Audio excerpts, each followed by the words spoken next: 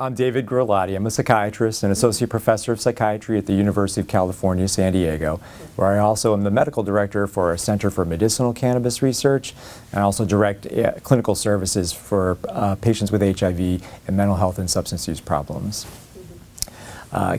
Cannabis is a very interesting topic. There's a duality to cannabis. Some people think it's bad, some people think it's good, and there's probably a little bit of both to the story.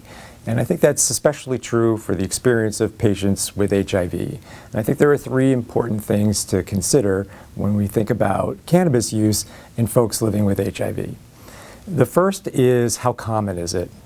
And we believe that cannabis use among people with HIV is actually very common, far more common than in the general population. So maybe in Canada, the past year, 12% of people used cannabis. Well, in people with HIV, in both the US and Canada, it's about 30 to 40% have used cannabis in the past year. We think that more of those folks have a problem with cannabis or cannabis dependence.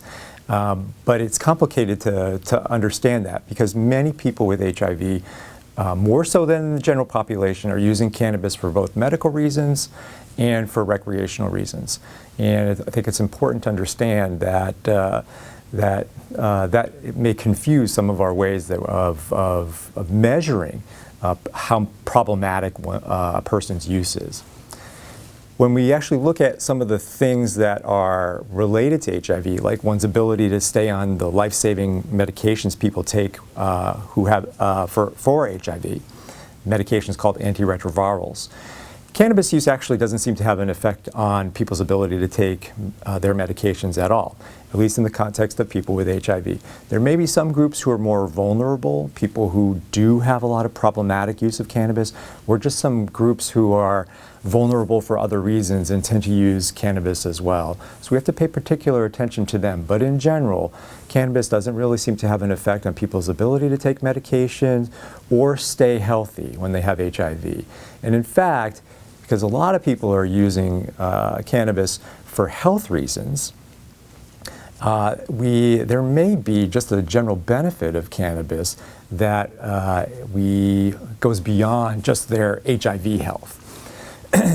In clinical trials, things that we've done at our center, we have found that cannabis can help people with pain related to neuropathy, including people with HIV who are more vulnerable to that condition. And neuropathy is a very uncomfortable feeling that people get in the tingling in their fingers and their toes. It can be burning. People don't like it. And we don't have a lot of good treatments out there for it. When you give people with HIV in that condition cannabis, they report that they have a lot less problems with the pain related to neuropathy. People with HIV also benefit from cannabis for sleep reasons and for appetite stimulation. So all these things have told us that there is actually lots of benefits from cannabis. Now there are a lot of ways people are thinking of using cannabis, and people sometimes think of cannabis as a cure-all. We don't really know that yet. There's a lot more research that has to be done, and that's what we're doing in our center. That's what I know a lot of folks in cannabis are gearing up to do.